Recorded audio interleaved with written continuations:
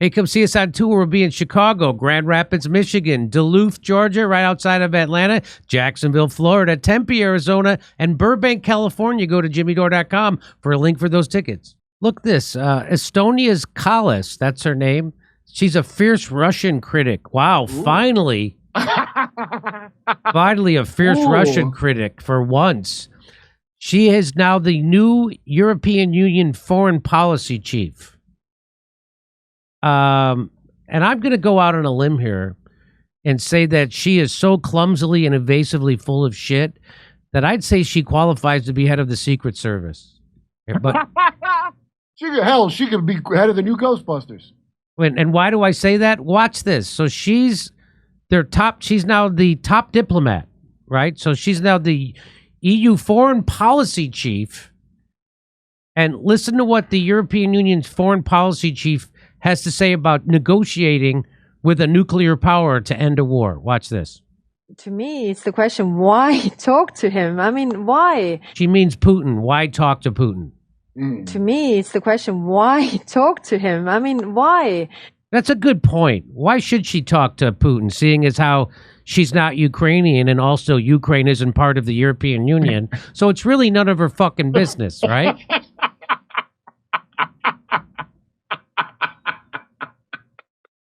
Of course you. Why negotiate with the nuclear power that's winning the war that it's in right now? Why negotiate with them? Boy, she's like the new Ursula Milfness or whatever that German was they got rid of. To me, it's the question, why talk to him? I mean, why? He's a war criminal. I mean, I'm a lawyer by profession, and I looked up... Yeah, you're all war criminals, so now you have something in common. You guys would really like each other if you gave each other a chance. The definition of war crimes and genocide, for that matter. And whoa, don't get into she looked up the definition of war crimes and genocides. Wow. Hey, remember, Israel is ethnic Enzinclay, the Azagay. Hello? Okay. Is the willingness to get rid of, part of the nation or a whole nation. And he has expressed this will, his intention.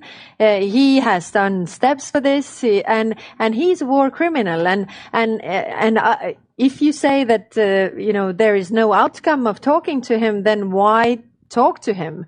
Because I don't see into his head, of course, and into Kremlin's walls, but I feel that if everybody is constantly calling him, he doesn't get the message that he's isolated. So if we want to get him the message through that actually you're isolated, don't call him. They applaud this shit. Send him a message that I'm not talking to him. Yes, tell him we're not talking to him. If you see him, tell him I'm not talking to him. Why would you talk to him? Because that's how you end wars. You're a lawyer. You just said you're a lawyer. Do some lawyering. So what this tells you is that a guy like Reid Hoffman made sure she got installed. So a billionaire donor person who makes money off of war. Yeah. And sells probably energy, natural gas to Europe. They made sure she got installed in this position because they don't want this war to end. Just remember what Julian Assange told us. The wars are not meant to be won. They're meant to be ongoing. And so they can keep transferring money from the treasuries of governments into the pockets of the war machine and the international security state. That's what this is about. So then you'll beg, Jimmy, for a UBI. That's when you'll beg for a UBI, because now you got nothing. So this woman is installed by an oligarchy that's running the Western fucking world, and it's run by billionaires. Look at those guys. And that I imagine them all in red robes, gathered around an owl and a fire and whatever the hell they do. So did you hear the craziness she just said? Why talk to a guy who's the head of a nuclear power that's in the middle of winning a war? Well, he's a war criminal. Every president in my lifetime is a war criminal. Right now, Joe Biden is funding a genocide. The definition you just looked up. Would you talk to him? Okay, so you know she's just a lying full of. She's clearly another out of nowhere figure that was actually shat from some dark anti-universe mirror into this world to bring her completely opposite from rationality or decency take on politics. Was she trained in Israel?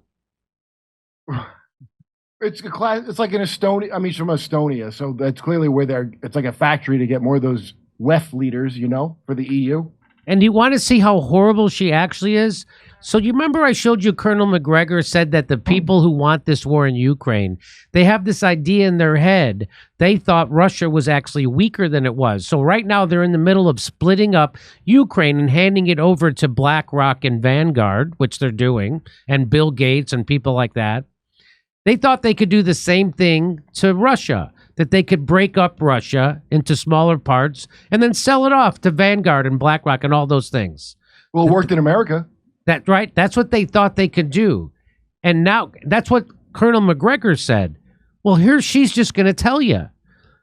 The EU's new chief, this is from Arnaud Bertrand, the EU's new chief diplomat, who doesn't seem to understand the very concept of diplomacy. Why talk to Putin? Why? He's a war criminal. Well, maybe because that's literally what your job is, trying to talk to warring parties in order to bring an end to a war that's ruining the union you represent. Because right now the European Union is paying way higher prices for energy than they would be since we blew up the Nord Stream pipeline, and it's killing their economies. But is it weakening Russia, Jimmy? Who's a bigger war criminal? The side that's ready to negotiate and end to the war, or the side that insists it needs to keep it going without end in sight, no matter how many lives are lost in the process? So that's what her position is. That's what Joe Biden's position is. The person who wants to negotiate and end the war is Putin. So, and by the way, yes, the same goes for. So here's the part I wanted to show you. Here she is, the deranged, virulently Russia-phobic Prime Minister of Estonia and the new Foreign Minister of the European Union. She wants to break up Russia. She just says it. That thing that Colonel McGregor said that you thought he had inside knowledge, well, now she's just saying it out loud. I think if you have more like small nations, it's not a bad thing if the big power is actually much smaller.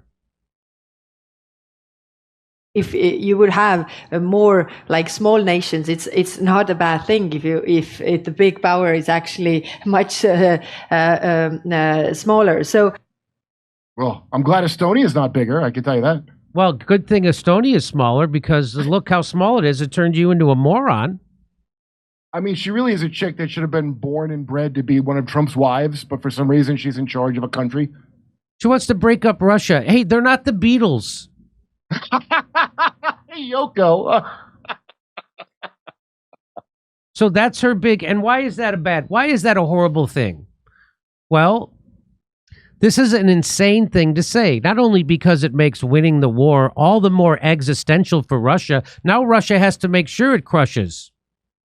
Because if it shows weakness, and you guys are going to come and try to break up their country.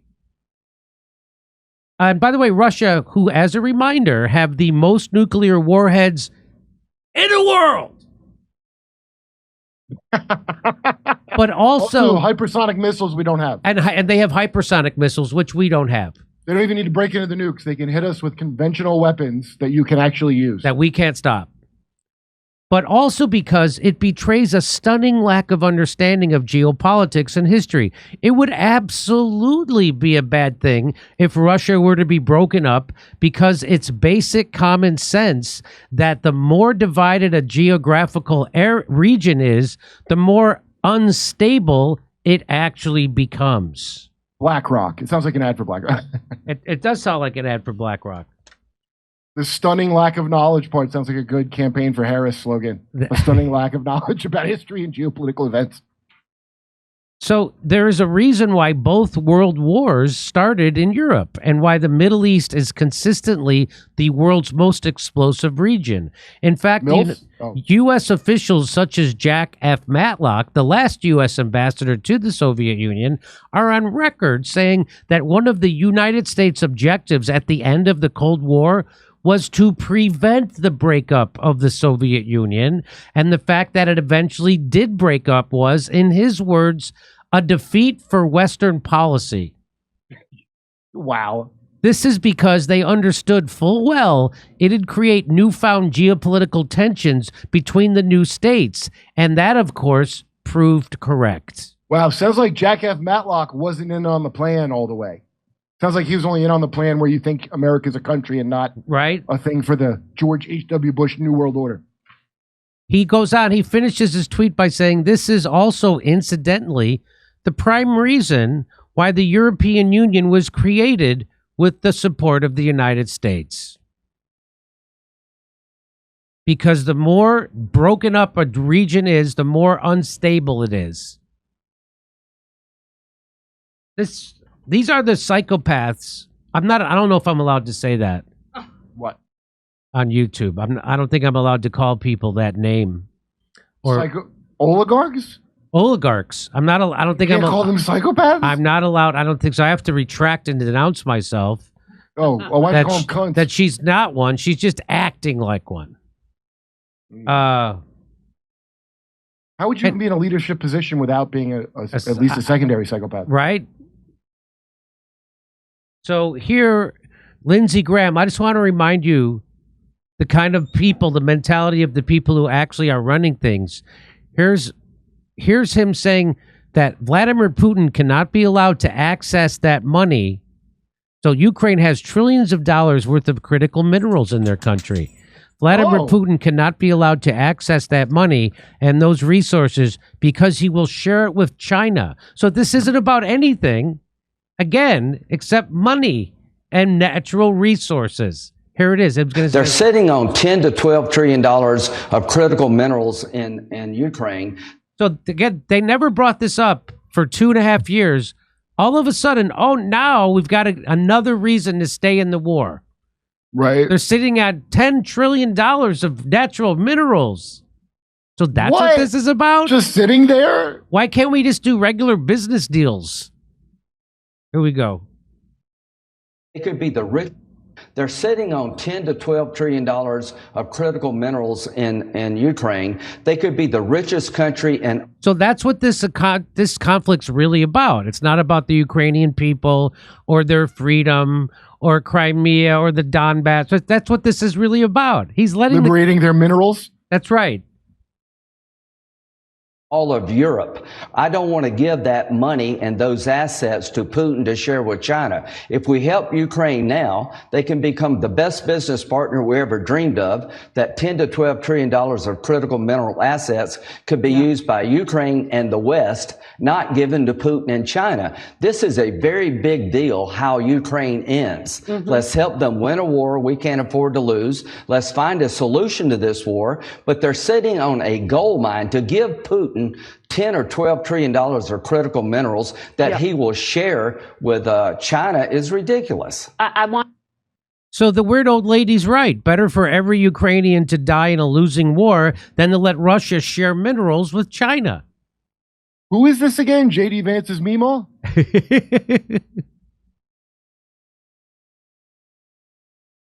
And what does he mean, by the way, give them to Russia? He said, first he goes, they're sitting on minerals. I don't want to give them to Russia. Well, they're not your minerals, dude. They're Ukraine's. What do you mean you don't want to give the... Oh, you mean someone's going to steal their shit? And if we don't steal it, we're basically letting Russia steal it, you psychopath? That's what that psychopath is saying. I don't want to give that to Russia by not taking charge of their stuff that does not belong to us. Ukraine already had an economic deal with Russia when Yanukovych was president. That was much more beneficial to the people of Ukraine. So now he's coming and saying we're gonna have to do a war, get a million people slaughtered, so we can do a economic deal with Ukraine. That's what Lindsey people are sitting on our minerals, dude. Yeah.